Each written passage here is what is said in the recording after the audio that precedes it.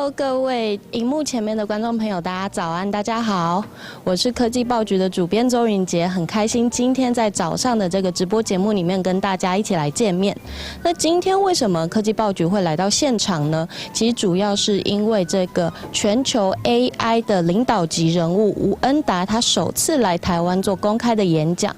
那这个活动呢，主要是由科技部台湾大学人工智慧研究中心共同协办，与台山投资共同协办，并且这一次是由科技报局来做这个线上的播出。那我们在此也感谢 NEC 作为这个技术的赞助伙伴。那这一次呢，吴恩达主要来台湾演讲，他要探讨的题目就是 AI 人工智慧对于社会、对于技术、对于所有的产业下一步的影响会是什么？那可能镜头前面的观众朋友大概已经认识吴恩达，你们可能知道他是一个学术研究背景出身的老师，那大家也可能知道他在企业界有相关多元的发展。那主要呢，吴恩达一开始被大家认识的时候，是因为一堂史丹佛的线上机器学习课程。那这个课程呢，现在在全球在线上已经有240万的学生在线上注册了。那甚至你也可以说他是这个地表上面最受欢迎，甚至是学生人数最多的这个 AI 人工智慧研究领域相关的老师。那除了这个之外呢，其实刚刚有提到他是从这个学术背景出身的嘛，其实吴恩达呢，他是从这个史丹佛当教授开始起家。那在之前呢，他的学术研究背景主要是在卡内基美隆拿到他的学士学位，接下来从这个 MIT 拿到他的硕士学位之后，再到这个 UC Berkeley 去攻读他的博士相关的学位。那在他在那边主要是在做的是强化学习相关的这个研究哦。那刚刚也有提到吴恩达其实是在这个企业里面有非常多元、非常活跃的发展。大家可能知道吴恩达其实曾经帮助这个 Google 在他们的部门里面设立一个新的部门，叫做 Google Brain 大脑。那这个 Google 大脑呢，主要做的就是深度学习相关的研究。那甚至他也在这个任职的期间，帮 Google 做了非常多的这个深度学习相关的基础建设。甚至呢，他也就是跟他的创业伙伴一起推动了全世界最受欢迎的这个线上课程平台，叫做 Coursera。Coursera 其实现在是非常多，不管是技术开发者，甚至是企业产业界相关的人都会在上面选读各种不一样的这个课程哦。然后接下来吴恩达也加入了中国的百度，担任首席科学家。那在担任首席科学家的期间呢，他其实帮百度也是做了非常多的这个 AI 的相关的建设与部门。他甚至曾经带着百度的 AI 一起上电视节目，去跟真人来玩这个问答游戏，最后是由这个吴恩达所带领的 AI 获胜哦。除了这些在企业服务的相关经验还有资历之外呢，吴恩达他自己也是一个非常非常活跃的创业家，而且是连续创业家。自从2017年开始离开百度之后，他陆续的创立了3间的这个创业公司，分别是从教育领域，甚至是从协助企业，特别是制造业的这个数位转型领域里面，去帮助各个企业的生态系还有产业的生态系来做 AI。那接下来呢，这个直播即将开始，那我们也请各位继续来收看我们的直播，谢谢。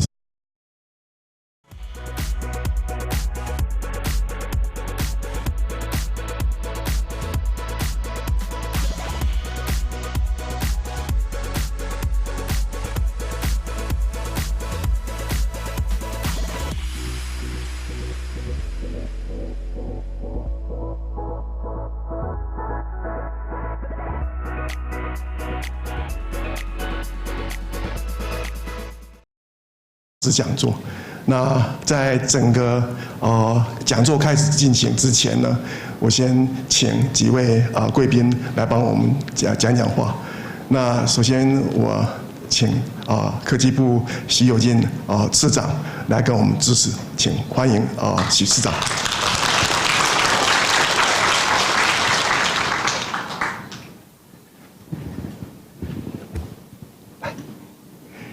谢谢。吴恩达博士，陈明宪副校长，还有这个吴董事长，各位嘉宾，大家好。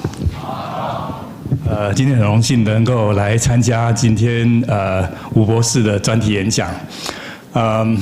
感谢这个吴博士特别抽空到台湾来这个拜访。那人工智慧，我们知道说这几年有了很大的突破特别是在这个neural network 以及这个深度计算的这个演算法，以及大数据 computing 的这个结合。那另外就是 IoT 这个感知运算的这个兴起。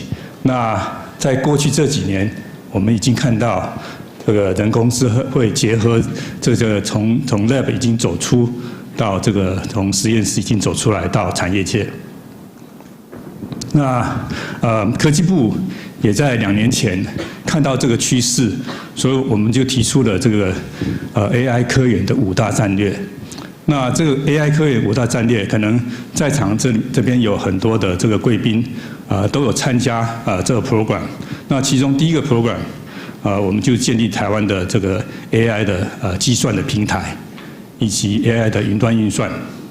那经过这2年多的努力，那有3个公司参与，广达、SUSE 以及台科大。那在今年我们的 AI 云端运算也正式上线。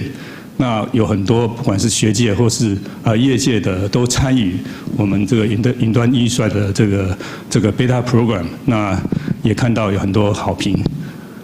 那第2个 program 呢，就是我们在台湾成立4个 AI 创新研究中心。那时候感谢在场的这个倪永龙教授帮忙。那我们在台湾的成立了这个4个研发中心，包括台大的这个技术中心，在交大的智慧制造，以及在庆大的智慧服务，以及在成大的智慧医疗。好，那经过这2年多的努力，我们也看到说每一个中心都有20-30个这个计划 PI。那有些 PI 事实上也跟很多产业界合作。也帮了产业界将他们问题落地。那有的这个 AI 计划呢自己成立公司。那这些 AI 中心事实上也跟这国际这边有了很不错的接轨。那我们第3个 program 呢，我们是在这个科学园区，在中科跟南科成立这个智慧机器人的创新制造基地。好。那谈到这个创造基地呢，我们除了说以机器人为主以外，另外就是以这个创新为主。所以现在有加速器会进驻到我们中科跟南科，来培育将来这些新创团队。那第4个呢，就是说在 leverage 我们台湾的强处。我们知道说台湾最强的是在半导体，怎么样的半导体跟 AI 结合在一起？所以我们的 AI Moonshot 这个 program。这有20几个团队呢，做的就是把这个AI 半导体做 AI 晶片感知运算，以及像这个下一世代的memory 的计算near memory computing 或是 numeric computing 这些跟半导体相关的 AI 的特别是在跟 Edge 相关的这些研究计划。那当然就是说，结合这些，我们有一些关键的技术呢，我们透过这个大竞赛来完成。好，那经过这2年多的这个 program 的运行，我刚刚提到了，我们很明显看到，第一个，我们把台湾在 AI 方面的人才都把聚集在一起了。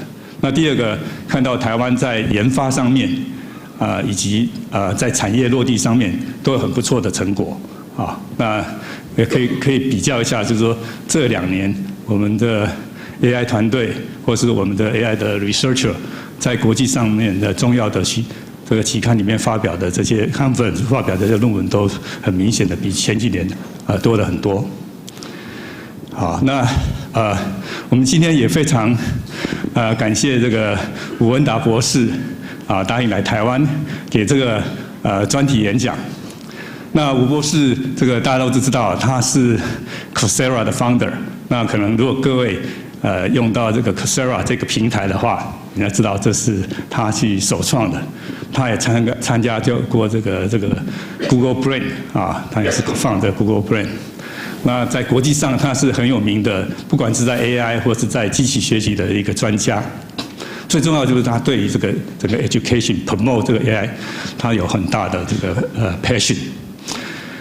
OK， 那他今天来谈的问题就是 What's next in AI？ 那他会分享说他看到说未来在国际上大家 AI 的这个现况以及趋势。那同时呢，他谈谈说他的看法在未来 AI 的将来的走势。我想我们整个 AI 的这个 program 经过这2年多run下来，好，那特别经过今天的这个 program 会对大家会有帮助。那第一个呢，我们了解上国际上大家在 AI 上面的看法；第二个呢，我们可以用也可以经过这次的交流来修整，如果说必须要的话，修整我们的方向。OK， 那很短的这个介绍这个科技部的一些 program。那再一次我非常的感谢这个吴博士到台湾的专题演讲。好，谢谢各位。谢谢。我们谢谢这个许社长哈。那接下来我们请台湾大学陈明宪副校长来跟我们讲话。欢迎陈副校长。好，那个Andrew 哈，还有市长，还有吴董事长，很高兴来参加今天的活动哈。那个其实我本来准备要讲很久的，刚才市长哈，科技部市长提醒我要讲短一点，所以有关于台湾最近的发展哈，我觉得刚才市长都已经提到了。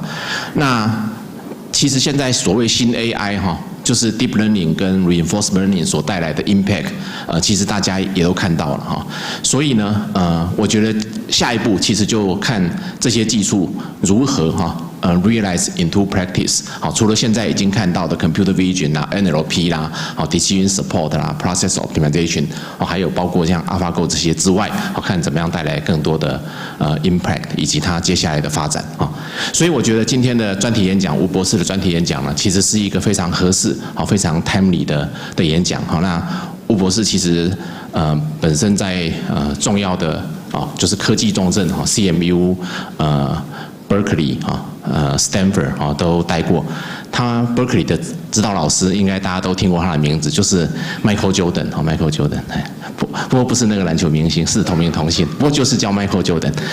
那之后他也在这个重要的 leading 的那个 industrial company， 包括 Google 啦、百度担任过。所以我觉得今天的他的演讲呢，是非常的适时就是非常的 timely 应该可以让台湾现在这个阶段呢，听听他的一些看法然后接下来有更好的发展。那再一次很高兴来参加让我们一起来努力，谢谢大家。谢谢陈明宪副校长。我这一次的这个活动要非常感谢吴荣义董事长促成所以在短短时间之内呢，我们在网络上播出来之后，短短3、4个小时，整个就被 reserve 掉。所以我们这一次再请吴荣义董事长来帮我们讲话，谢谢。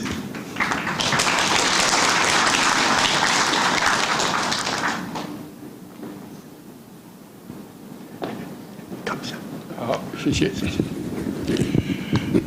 首先欢迎 Professor 吴恩达教授来跟我们做专题演讲。那我们要感谢科技部许次长，台大跟我们合办的台大陈副校长，还有在座各位贵宾，还有我们这个因为爆满，好像我们有视讯另外一个房间也有人在听，还有媒体的女士先生大家早安。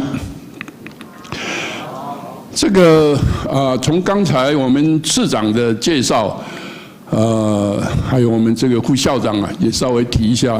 我们知道台湾在 AI 方面已经在政府的大力这个促成之下，已经有相当程度的这个进步。在社会上我们也看到，几乎每天这个媒体这个杂志演讲都在谈 AI， 我们几个这个重要人物啊，张忠谋啊，董事长林百里啊等等，一谈就是 AI， 甚至申正义来台湾也谈 AI， 所以 AI 是如雷贯耳啊。但是到底 AI 我们怎么把它应用到我们的产业界，来帮助我们产业升级？我相信这个还有一步这个路要走。所以今天呢，这个 Professor 谈这个 What's next in AI， 我相信呢，对我们未来台湾的这个 AI 的这个如何从研究变成产业，促进产业的升级，提高台湾的国际竞争力，这个事情我想非常的重要，因为这个吴教授在国际上啊，你刚才提到，我刚才请教他，他这个 Course 已经有4000万的毕业生听过他的课，有250万，你知道他这个名声啊，在国际上啊，多响亮。我相信在座一定有一部分有听过他的课，因为他跟这个他 Course 跟台大有一个 partnership 哈，这个，但是啊，这个我想啊，我觉得。这个其中有关键就是人才够不够。虽然我们有台湾人工智慧学校，表示我们还是努力。业界有没有办法把它引进来？也不能只有少数几家，我们应该尽量多利用 AI， 那这样才有办法。所以我们这个台湾 Capital， 我们台山资本就是要做这件事情。我们这个2年前，这个国发会这个促成这个案子40%是国发的钱，还有这个68%是民间成立一个台湾 Capital 创投，我们做了2年，也有10几个投资的案子。那我们也非常强调 Next Generation 下一代的这个台湾的企业新的，那除这个投资以外，我们也这个有一部分的经费要来 promote 这个台湾的这个创投跟业界的关系。我们在矽谷也有一家分公司，是因为这样，我们的矽谷的这个立放，我们的这个那边的负责人呢，我们总经理就这个请这个吴恩达教授来做这样公开演讲。我们所以怎么样 link？把台湾的产业跟美国的这个高科技界产业连起来，怎么样让我们的产业界能够接触一个创投的这个观念，这个是我们台山要做的一件事情。今天这个会也是因为这样的关系，我们希望我们这样的做法能够对我们未来台湾在 AI 方面这个能有所这个快速的进展，这个是我们非常盼望的。所以我们除了请他今天做公开演讲以外，我们下午还有 round table 跟我们的业界的领袖，然后呢，明天还有整天的安排啊，跟个别比较 leading 的这个公司啊，跟他个别交谈来请教。所以我相信这一次虽然2天时间很紧，但是我相信它会带来很大的 impact。所以非常诚挚的感谢我们这个Andrew你利用这样时间，刚才跟他闲聊，他也非常热心，希望台湾也能够成为一个 AI 的 hub。那这个就要那个科技部要大力做。那台大在人才培训的设备方面，也希望能够多努力。我们台山也愿意做其中的一份子，共同来推动 AI。那当然要拜托我们这个安主以后常常来跟我们这个指教我们让我们这个从你的这个经验里面、学术里面学到很多。最后还是要感谢这个各位热心参与这个也祝今天这个我们这个会议成功，谢谢。好，我们谢谢吴董事长。好，那我们即将开始今天的 AI 讲座。那其实刚刚前几位贵宾已经把吴博士的一些相关经验呢，讲理念呢跟大家做一个报告跟说明。那我们可以从刚刚的这个说明里面，我们可以发现到吴博士过去很长一段时间呢，一直在引领着这个 AI 领域上面的发展。所以今天呢，他讲的这个 Fastnet in AI 是一个非常合适的这个人选哦。让我们欢迎吴博士。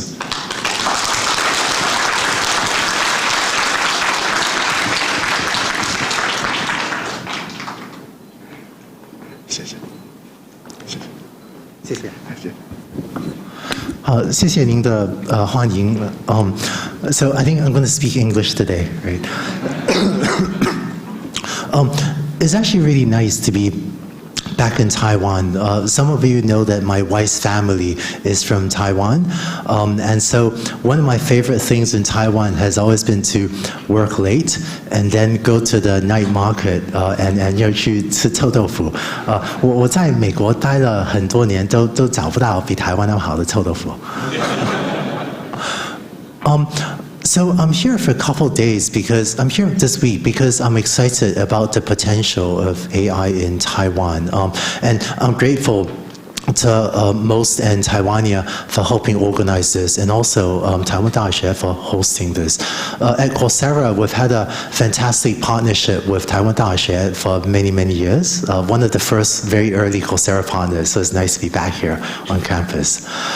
So, as you heard just now, AI has made a lot of progress, and there's a lot of news about it almost every day. And 这句话，人工智能、新电能, I've been saying this for 4 years now, right? And look at what has happened in the last 4 years. If you look at the momentum behind AI, the number of jobs continues to skyrocket. This is data from last year's AI index. In a 2-year period, the number of jobs in deep learning increased 35 times, 35x. And if you look at the number of papers posted on arXiv, it also continues to grow. And this is a sign of not just the amount of research being done on AI, but of the size of the community, of the global research community now doing research on this. On the corporate side, if you look at the number of CEOs that mention AI on earnings calls, that too has skyrocketed. Whereas I think the last 2 slides are good data for the rise of AI. This one, I don't know if I would count on this, but there's certainly a lot of corporate interest in AI as well. But if you look at what we have actually done, I think we've transformed the software internet industry. Companies like Google, Baidu, Facebook, Microsoft are very good at AI. But the reason I'm excited about the rise of AI in Taiwan, the rise of AI outside Silicon Valley and Beijing, is I think the next step for AI is for it to rise outside the software industry. And by that I mean for AI to have a huge impact on industries or companies where the primary business is not selling a software product or running a website or an app or an app. Why is that? If you look at the data from McKinsey, a study from McKinsey estimates that there will be $13 trillion worth of global economic growth, global GDP growth by the year 2030 due to AI. And a lot of the sectors of this value creation is in industry sectors like retail, travel, transportation, auto, manufacturing, and so on. And software internet companies, the ones in Silicon Valley and Beijing, they get it. If you go to many software companies, not just the top 5 or the top 10, they have a reasonable basic understanding of AI. But I think the next step for AI is to make sure that we transform all of these industries as well. And this is what we need to do to drive global economic growth. And one of the things that make this possible is that AI is more accessible than ever. Many of you may have heard the story of how the rise of data and compute, the fact that we have more data, the fact that we have faster computers, including GPUs, how that has driven a lot of the rise of AI. In fact, I remember when I was leading the Google Brain team, and we use 16,000 CPUs to train a neural network to recognize cats. That was a big deal, right? This made the front page of the New York Times digital edition. And today, any of you can go online, go to a commercial cloud service, swipe your credit card, and for about $2,000 of cloud credits, replicate what was a cutting-edge result just several years ago. So data and compute is more available than ever before. But the rise of AI is now driven by more than this. There's also talent and ideas and tools. So as you heard just now, my courses on Coursera have taught 2.5 million people machine learning. Many of them are in Taiwan, but this is a learner base that often has spent their own time, sometimes spent their own money, studying on evenings and weekends to learn how to do machine learning and AI. And many of these people are highly skilled, highly motivated, and eager to find a job and make a difference, whether in the software industry or outside the software industry. But beyond what my courses and Coursera has done, many universities worldwide, including here in Taiwan, are offering a lot more AI, machine learning, deep learning courses. So the talent is more available. There is still a talent shortage, but it's much more available than ever before. And ideas. I remember when I used to go to the International Conference on Machine Learning, ICML, and I would come home with the paper proceedings, and I would just look at every single one of the 150 papers published in ICML, right, in my community's main machine learning conference. So I would read every abstract of every paper. And we've gone from ICML publishing 150 papers a year to, I saw Jeff Dean tweet out a couple months ago that we now have 100 new papers a day published on arXiv on AI or machine learning. And today we've reached the point where no one human can keep track of all the papers published, but this is a sheer sign of the volume of free knowledge that anyone can download and read and use. And finally, the rise of tools. A few months ago, I was attending an event in California called Maker Faire. It was a large outdoor event with thousands of people. And many people from all around the world had come to California to show off their projects. So I met this person that had traveled from India, and he showed me a little robot that he had built, this big, that was using a camera to take pictures of plants. So this would run over a field, and his little robot would take a picture of a plant and use a machine learning algorithm to classify if the plant has a disease or not. So I asked him, how old are you? And he said, I'm 12 years old. And it occurred to me that if someone at Stanford had done the same project 5 years ago, it would have been a pretty good chapter in a computer science PhD thesis. And now, 5 years later, with a 12-year-old kid from India building on these types of open source tools and knowledge and ideas, able to do projects that just 5 years ago would have been a chapter in a Stanford PhD thesis. So AI is more accessible than ever before, but it is still difficult to get AI projects to work. One of the things I've seen in a lot of industries is that there's a big gap still between building a proof of concept or building a research project to making that project useful in a corporate or in a commercial setting. And what I want to do is share with you some of the lessons and ideas I've learned building AI projects in different companies. So how do you choose an AI project? And I realize some of you are on the corporate side, some on the academic side, but this is very practical. How do you build AI systems that work? I've seen too many companies fail by starting too big, and hardly any fail by starting too small. So my advice is to start small. To use an example, when I started the Google Brain team, at that time, there was still a lot of skepticism in deep learning. People, even within Google, did not believe in deep learning. So my first internal customer was the Google Speech team, and we worked closely with them to make Google Speech more accurate. Now, this was still is not the most important application in Google. It's not web search or advertising. But by making Google speech recognition more accurate, this helped other teams within Google have faith in my team's ability to deliver results using deep learning, and it helped us gain more allies. The second project within Google was Google Maps, where we would use computer vision to read house numbers in order to more accurately locate houses on Google Maps. Using Google Street View, we would read the house numbers to improve the positioning of streets, of houses and buildings on Google Maps.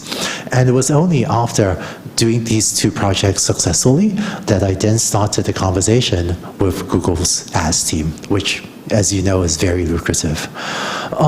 And I think when you are in a business setting, it's more important to find a project, start small, and use that to build momentum. One other lesson I've learned is, as a framework for brainstorming projects to work on, the newspapers, Métis, we've talked a lot about AI automating jobs, and this is an important question for society to debate, because AI will affect jobs, and we must have a plan and make sure people are treated well. From an engineering and business perspective, it's more useful to think of AI as automating tasks rather than jobs. For example, radiologists, doctors that read x-rays, they actually do a lot of different tasks. They read x-ray images, they sometimes consult with patients, they mentor younger doctors, they sometimes plan surgery, and they invest in their own education. But so radiologists do a lot of different tasks. And all these tasks, one of them, reading X-ray images, seems to be suitable for AI automation or AI assistance.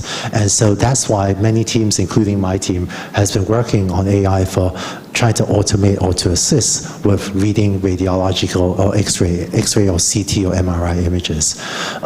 Or in a manufacturing context, if you look at what people in a manufacturing plant do, they do a lot of things. One of the tasks that we see in a lot of factories is to inspect parts for defects. For example, this is a compressed canister that is submerged underwater in order to see if any bubbles come out of it. And we find that of all the things you do in a manufacturing plant, checking if something you've manufactured for defect, in this case, seeing if there are any bubbles coming out of this compressed air canister to check for defects is one task that is amenable for automation. And so our team's done a lot of work in visual inspection in different contexts. And so find tasks within the workflow to automate.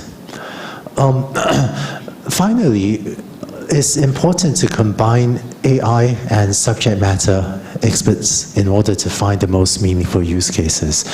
So there's a certain set of things that AI can do, and there's a certain set of things that will be valuable for a business, for an application. And you want to find projects in the intersection, in the middle of these two sets.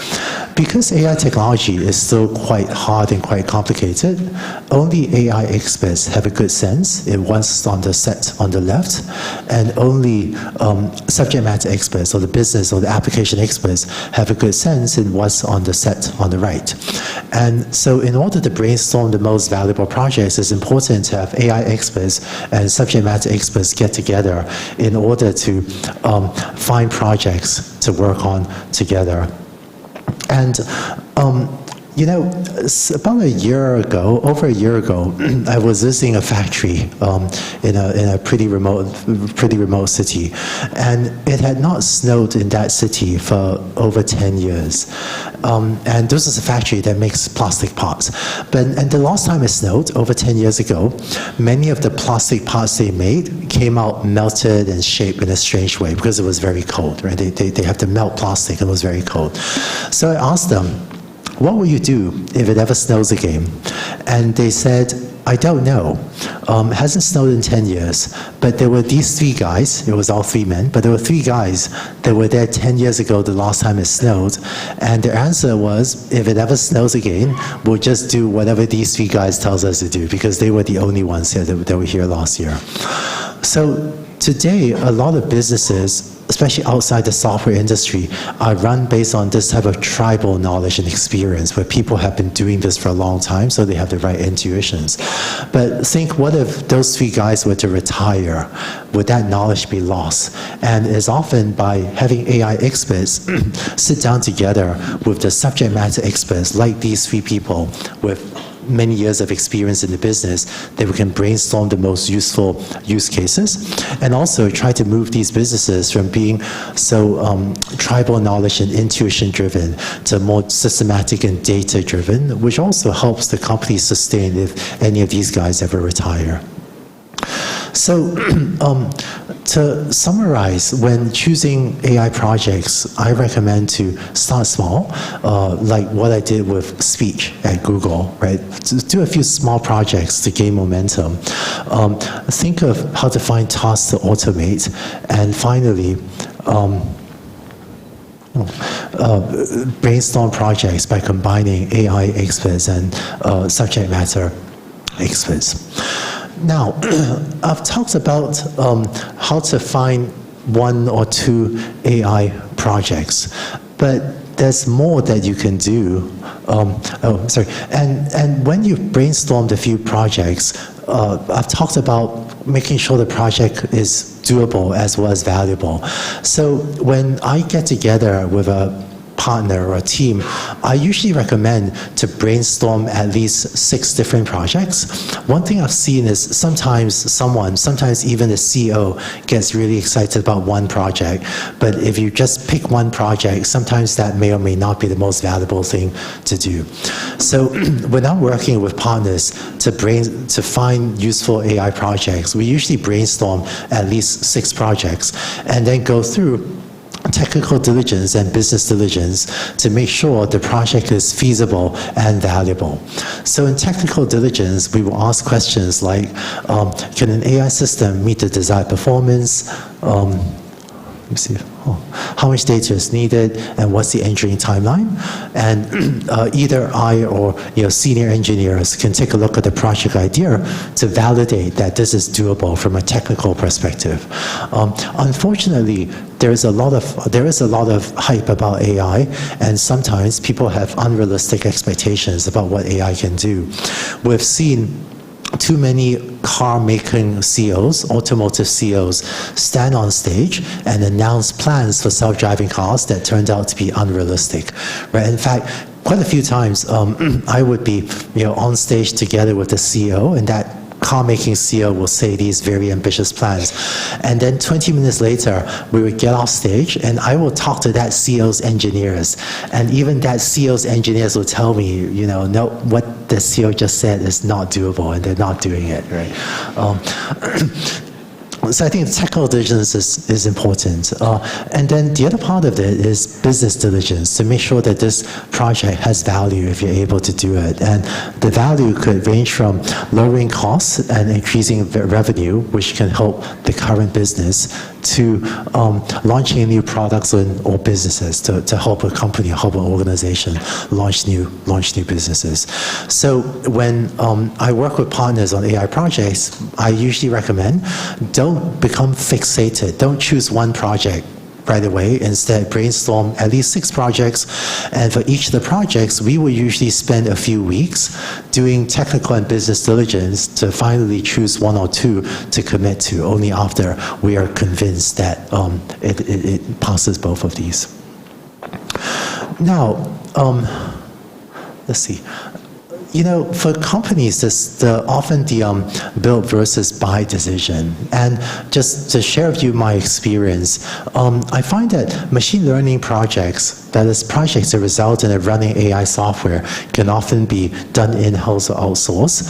But data science projects, the way the words machine learning and data science are used are not consistent. But by data science projects on this slide, I mean if your goal is to look at some data and analyze it and have a PowerPoint presentation to help set business direction, I find that a lot of data science projects are more efficiently done in-house rather than outsourced, because you need to be so close to the business insights. But a lot of machine learning projects that can be outsourced to have an outsourced team help you build a working AI system, and this can help a lot of companies gain momentum more quickly as well. So we've talked about selecting individual projects. Another set of lessons I've learned is how to make a company good at AI. And so I want to go from finding a few projects and zoom out to talk about how we can help a company rather than just a small team use AI effectively. A few months ago, I published online what I call an AI transformation playbook, which takes a lot of the lessons I learned building Google Brain and Baidu's AI group, which helped Baidu and Google become good at AI, as well as talking to many CEOs and synthesizing those learnings into a playbook for companies to adopt AI. So in 5 steps, these are some of the things we recommend teams do for not to be good at just 1 or 2 AI projects, but for the organization as a whole to be good at AI. From pilot projects to gain momentum, to building an in-house AI team, to providing training, to AI strategy, to communications. So the first step is to execute pilot projects to gain momentum. And we've talked a bit about this already, of how to select a few projects. But for the first few projects, it's more important for the initial projects to succeed rather than for it to be the most valuable project. Because it's often by doing a few even smaller projects that the organization learns what it feels like to do an AI project. Where I still remember when the first GPU server at Google, it was just some computer under some guy's desk, right? And it was after figuring out how to train models on a few GPUs on the server there that the team learned how to eventually put many GPUs in the cloud. And it is often possible to develop projects that show traction relatively quickly. And the first few projects can be in-house or outsourced. If you have in-house expertise, that's great. Or if you outsource part of it, that can also help you gain momentum. Now, beyond a certain point, most companies will need their own in-house AI team. So a lot of companies are organized like this, where there are multiple business units reporting to the CEO. So what I recommend to most organizations is to build a new AI function, a centralized AI team that matrixes in, whose responsibility is to support the different business units. This is the structure that both Google and Baidu use. And by having a centralized AI team, this gives them a community to talk to, share ideas with, and the centralized AI team can also build horizontal platform tools that are specific to this company and that helps the different business units.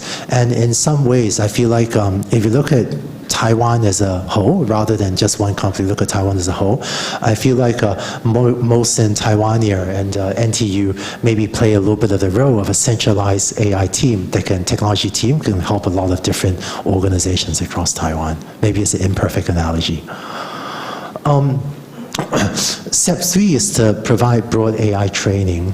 And I've seen in a lot of companies that if a company has a small machine learning team, but if only the machine learning team knows what to do, then they're usually not set up for success.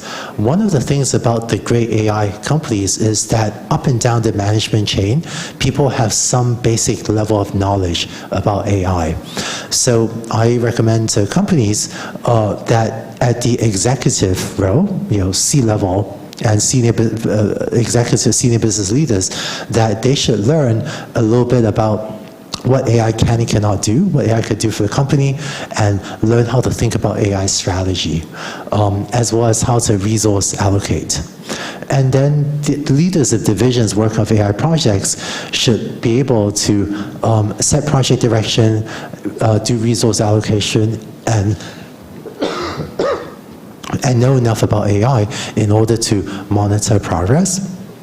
And then, of course, the whole world still doesn't have enough AI engineers, so it's important that we take our existing talent and keep on providing training on how to build and ship AI software, gather data, how to execute on specific AI projects. So it's only by providing training across multiple levels that a company can become really good at AI. One of the changes that's happened in the world over the last decade as well is that I think 10 years ago, if you wanted to train people on these types of things, right, what do? You try to invite, people like me to come and give a talk, right? But that doesn't scale that well. But with the rise of the internet, so the rise of things like Coursera or YouTube video or really easily accessible books, I think the smart chief learning officer in most companies knows that they should not be creating content, because creating content is very expensive and it's just a lot of work. But the smart chief learning officers know that they should be curating rather than, curate means to select, right? Choose the most best content and get the teams to use it rather than try to create so much content from scratch, because there are a few organizations like Coursera or YouTube or book writers that are creating the content that can then be used across many organizations. Step 4 is develop an AI strategy. When I first published when I first circulated drafts of the AI transformation playbook, a lot of CEOs, several CEOs came to me and said, "Hey Andrew, can you make the AI strategy step 1 instead of step 4? Because the CEO said, I want to first come up with my strategy, then go to my board of directors to get approval and get the funding, and then I'll execute on the strategy." And despite CEOs or leaders giving me this feedback, I said no. And I found that before a company knows how to use AI, if step 1 is formulating the strategy tends to be very academic, very copy-pasted from the newspaper headlines. So a CEO will tend to come up with a strategy like, I read in the newspaper that data is important, so my strategy is to collect as much data as possible, right? But until a company knows what it feels like to build an AI project, if it tries to formulate a strategy, it ends up being very simplistic. And before a company has built a couple AI projects, has some in-house AI talent, it's difficult even for the company to know what is a good and what is not a good strategy. So I tend to recommend to put AI strategy later. And there are ways, and strategy is very unique to every organization. But for many companies, there will be ways to leverage AI to create an advantage for your industry sector. One of the patterns that you see across many industries is this virtuous circle of AI, where if you can build a slightly better product, you get more users.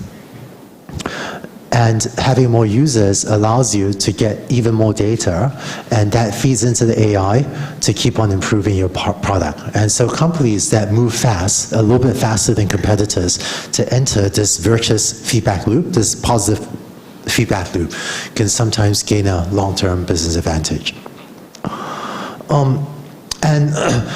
As part of AI strategy, many companies should also consider formulating a data strategy. One of the preemptive investments that has been useful for many companies is to put the data together into one place, build a central data warehouse, a centralized data lake. Because if you have data in 50 different silos in 50 different databases, then for an engineer to get approval to access 50 different databases from maybe 10 different vice presidents is nearly impossible. And it's only by putting the data together that the chances of an engineer or a piece of software being able to connect the dots, such as realizing that from the customer service database, you get a lot of service requests if a part was manufactured in a factory where it was much hotter than usual, right? But to be able to connect your factory database with your customer service database, only if the data is together does the engineer have a chance of being able to connect the dots. And strategic data acquisition as well will also help accelerate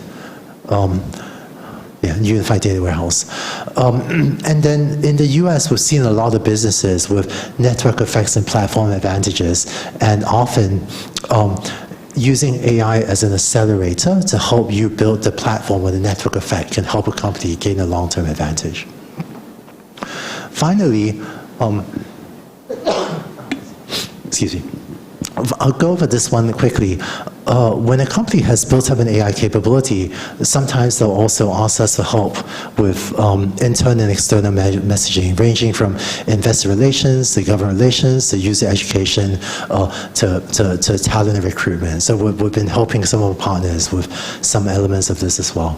And the detailed AI transformation playbook is at the URL at the bottom, and I think one of the things I'm excited about is hopefully helping Taiwan to to build a few great AI companies outside, especially outside the software industry.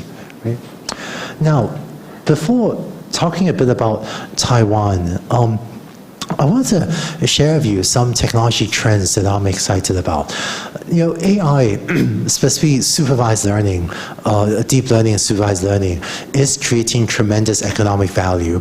And there are a lot of use cases that that we can build with existing technology, and we just need people to identify those use cases and build them. But AI technology is continuing to evolve, and I want to share with you a few examples of technology trends that I'm excited about. One is the rise of AI as a systematic engineering discipline. Here's what I mean. Many years ago, if you wanted to build a bridge, there used to be these wise old men and wise old women that will come and tell you, and they'll look at your bridge and say, add an extra piece of wood there. And if you did what they say, your bridge was more likely to stay up. But didn't really know why. And it took human society a long time to build the engineering discipline of civil engineering so that now people all around the world can build reliable bridges. I think machine learning is still undergoing this transition from an intuition, tribal knowledge, experience-based discipline to a systematic engineering discipline. Let me share with you one example. Some of you, if you work in software engineering, you may have heard of agile development, where it's quite common to do 2-week sprints, meaning the software engineers write code for 2 weeks, come back, decide what to do next. I've found for my machine learning teams, we sometimes use 1-day sprints. And that means that we will write code all day, run an experiment overnight, because sometimes it takes a few hours to run an experiment, and then the next morning we do a stand-up meeting, or the team meets to look at the results from last night to decide what to do the next day, and then we spend the second day writing code, run experiments overnight, meet the next morning, and so on. But we found that for some machine learning projects, the right pace to decide on a new direction is once per day. To a lot of traditional software engineers, this is a very strange process that you do a 1-day instead of a 2-week sprint, but this is what we've found to be an effective process for many AI teams. So in the software engineering world, it took us decades to come up with ways to make software engineering systematic. Ideas like code review, version control.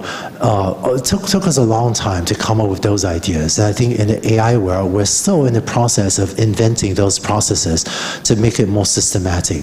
And this is important because we need AI to be accessible to everyone and not just to a small number of companies in Silicon Valley and Beijing. And I think this evolution as a systematic engineering discipline will be important. Second, you've heard a lot about big data, but one of the most exciting trends is transitioning from big data to small data.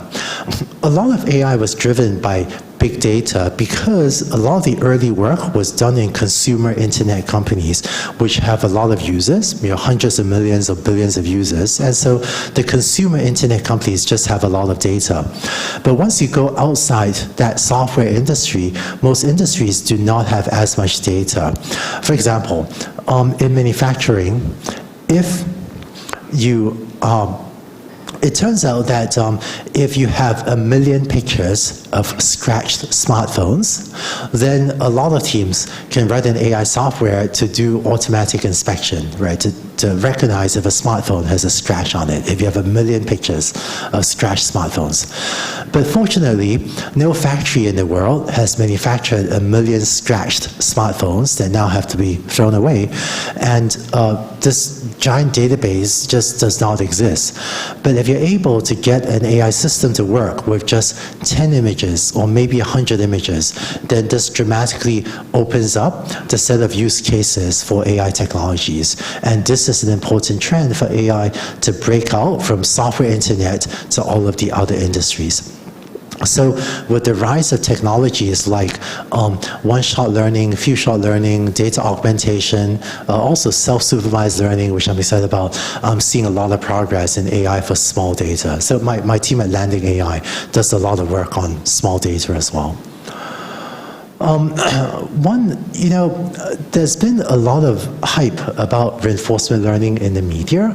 It turns out that the hype for reinforcement learning is much bigger than its actual commercial impact. So if you want to play video games, or if you want to play games like Weiqi or Go, reinforcement learning is great. But if deep learning supervised learning is creating 99% of the economic value of modern AI. And at least today, reinforcement learning is really, really hardly used. It's used very, very little in actual commercial deployment scenarios, even though it's wonderful for playing games. Of course, that's just what it is today. Technology changes very rapidly, so maybe this will change in the future. But there is one technology I'm excited about for maybe making reinforcement learning useful in the future, and that's meta-reinforcement learning, or meta-learning for reinforcement learning. This work is done by researchers like Peter Abiu, Chelsea Finn, OpenAI, DeepMind are also doing work on this. But here's the idea.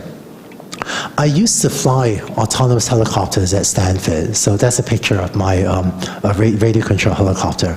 And the way we fly a helicopter is we will build a simulator for the helicopter, like a video game of the helicopter, and have the AI learn in simulation, because we can crash the helicopter 10,000 times in simulation without hurting anyone.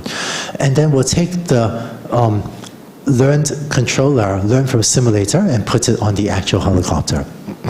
Now, the problem with this approach is that no one knows how to build a simulator for the helicopter that is completely accurate, right? No one knows, the aerodynamics, the airflow around the helicopter is very complex, and no one knows how to build an accurate simulator.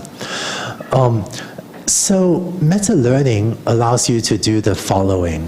This technology, meta-reinforcement learning did not exist when I was doing this work, but if it did, this is what we could have done, which is rather than building one simulator, let's say you build a lot of different simulators.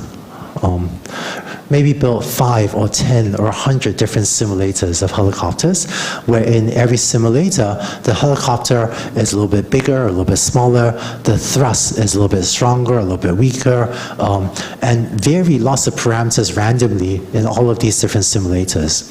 What meta-reinforcement learning does is it trains a controller, trains a policy or controller whose job is to be able to wake up in any one of these 5 or 10 or 100 simulators and very quickly adapt to do well on whatever helicopter it wakes up on. what researchers have found is that if you can build a policy, build a controller that can do well on any of these 100 simulators, whichever one it wakes up on, then when you put this controller on your actual physical helicopter, even though your actual physical helicopter is different than all of your 100 simulations, your controller also has an excellent chance of doing well on your actual physical helicopter.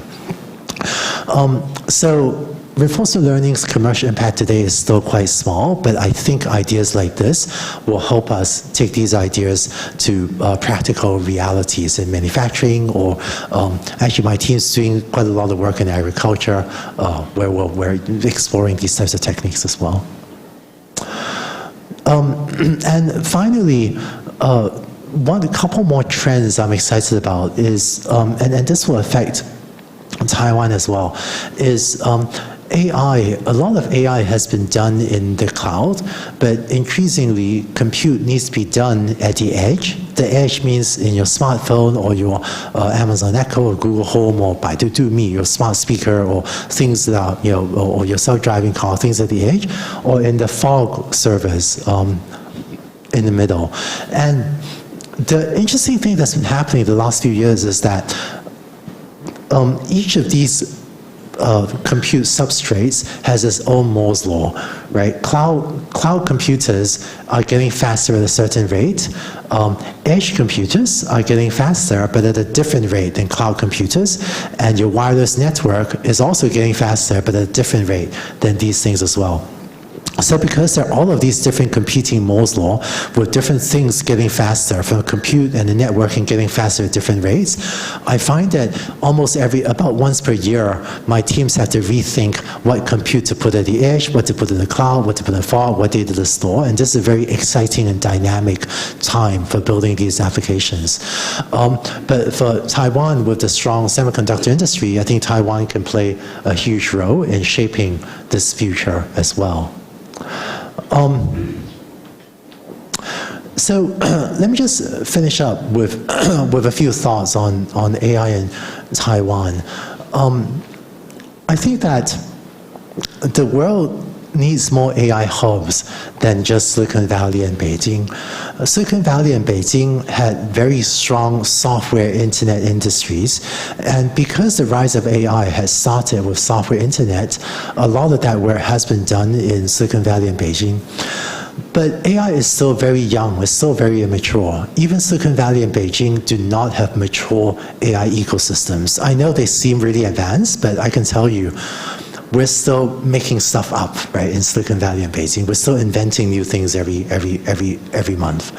And this means that there are many opportunities for other cities with the right ingredients to also become a strong AI ecosystem, a strong AI hub in the future.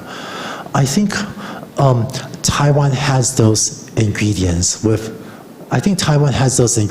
the strong universities, the strong government organizations, and the strong industries. And I think some of the most important things for a city to do are to invest in education. I know Taiwan's been doing a lot of that already, but I hope the country and the city will keep on making significant investments. I don't think Taiwan should build its own web search engine. That was the competition from 10 years ago, right? They're now perfectly good web search engines. But there are industries in Taiwan where you're already very strong, and where it'll be easier if you want to apply deep learning to semiconductor manufacturing or to certain types of manufacturing. It'll be actually easier to do that work here in Taiwan than for a company in Silicon Valley to do it, because there are no foundries in Silicon Valley.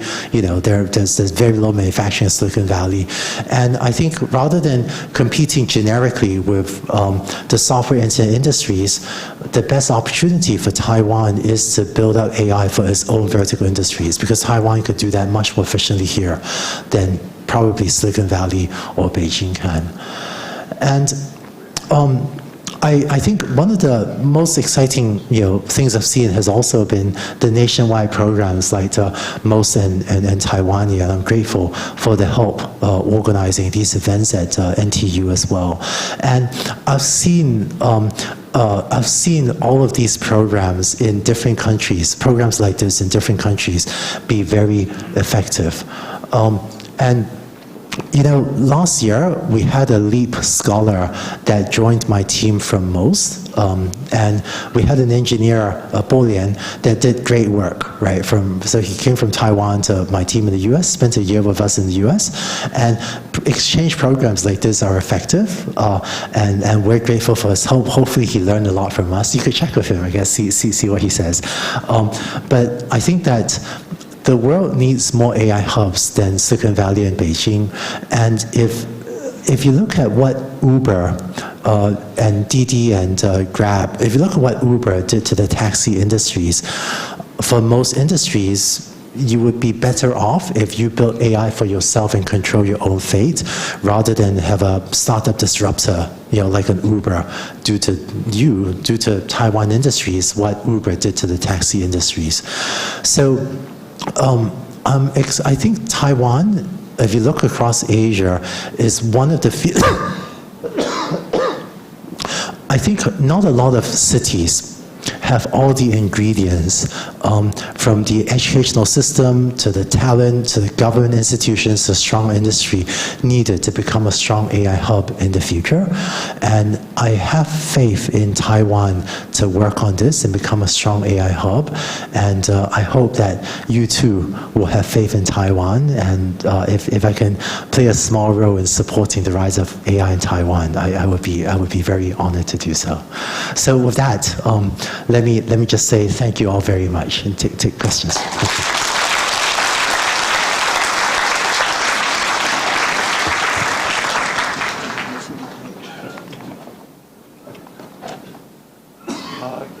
Thank you.非常感谢温达教授的精彩演讲。因为时间关系，我们只给几个 short questions， 有没有问题 ？Okay, here. Hi, Andrew. This is Thomas Wu from Capital. Very insightful, informative speak. Thank you very much. I just have one question with regards to your comments on domain expertise and its applicability in using AI technology. Because my firm primarily focuses on financial markets and fintech and blockchain and so that. So one key aspect that we always look at is the provability, or I should say the usability of backtesting in financial machine learning. And it seems to me that a lot of the artificial intelligence or deep learning techniques are very applicable to systems or physical systems. They are relatively predictable, but financial markets are relatively unpredictable because of humanity, because of strategic behavior, and because of a lot of data are just not available and we don't even have model for a lot of those behaviors. I just wanted to know what your thoughts are on how to apply those new techniques and theories or theories to be in your field to this most exciting complex scan in the world, which is finance. Yeah, so in finance, there are a lot of use cases. I think, if the goal is to predict stock prices, that's just really difficult. But some of the use cases in finance, I think, are very positive and very fruitful. One is detecting fraud. I think there's a lot of fraud detection work. If you want to price or decide on loan applications, I'm seeing a lot of work in using AI to better understand user data in order to better assess credit risk. So exciting projects there. And then also I've seen some projects, actually we've helped on some projects on the customer service end. So if you're a large financial institution, say a bank, and you want to improve the quality of customer service, be it building a chatbot to help respond to customer inquiries inquiries about, what is my bank balance, can you help me with transfer,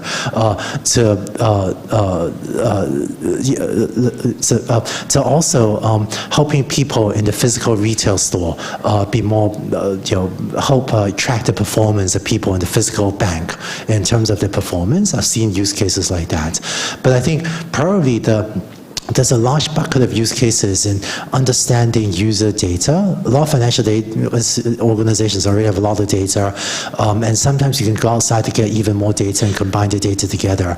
And using that in order to decide how to market financial products and how to price different financial products.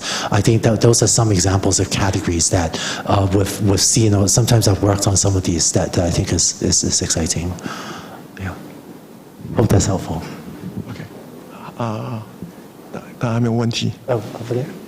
OK， 其实如果大家想讲中文也应该听得懂。哇。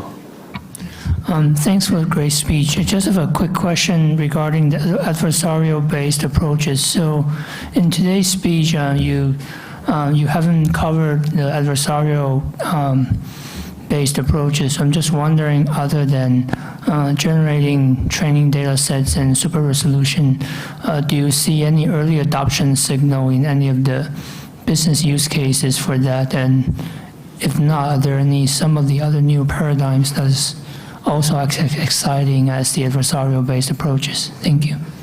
Yeah, so the adversarial approaches like GANs, right, they were created by my student, former student, Ian Goodfellow. I find that I am seeing traction in the media and entertainment industries where you can create graphics effects that just were not possible before. But outside, and there's some experiments in the creativity industries, use to design new shoes or new clothing or whatever. But outside the media, entertainment, and the creativity industries, so far I'm seeing less application scenarios. But I think it will have a big impact on media and entertainment because the not GANs, VAEs, really the generative synthesis approaches as a broader category, the ability to synthesize music, synthesize pictures or videos, I think that will have a big impact on the media and entertainment business. Whether it will have a big impact outside media and entertainment, that I'm still not too sure. OK， 时间关系，我们就最后一个问题，好，谢谢。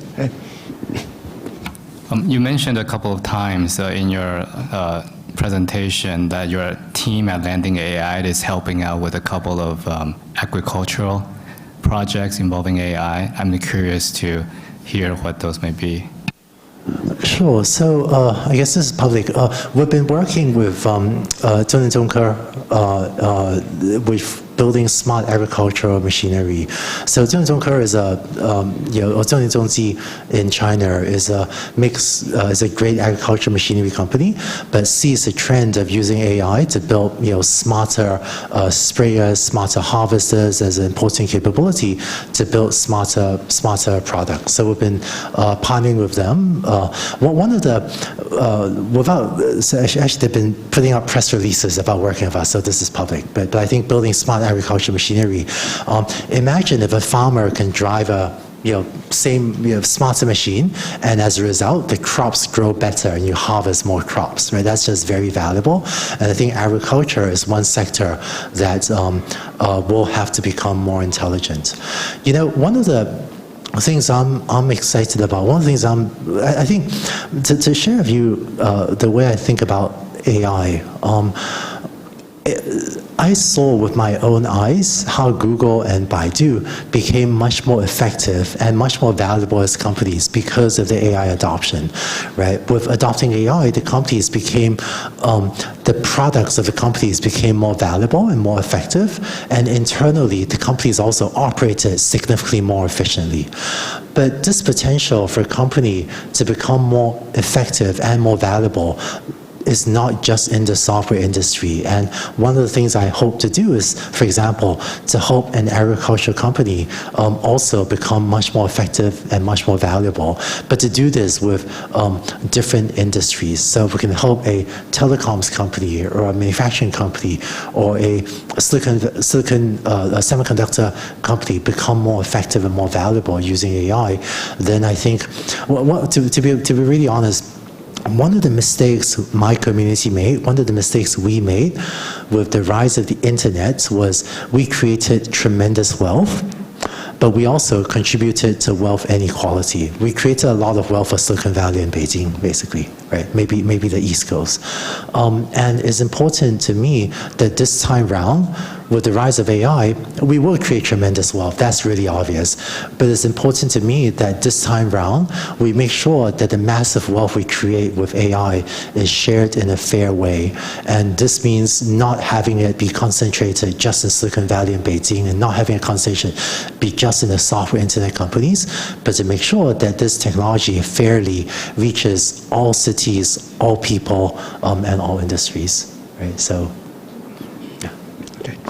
All right, so with that, I think we should break. So let me just say thank you all very much again. I'm excited about the rise of AI in Taiwan, and I hope we'll have more opportunities to engage with you in the future as well. So thank you. 谢谢。我们再次感谢吴恩达教授给我们精彩的演讲。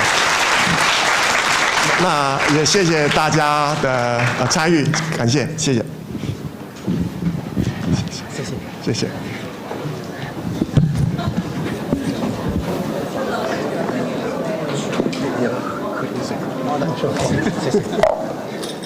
Hi, my name is Nick Chen. I also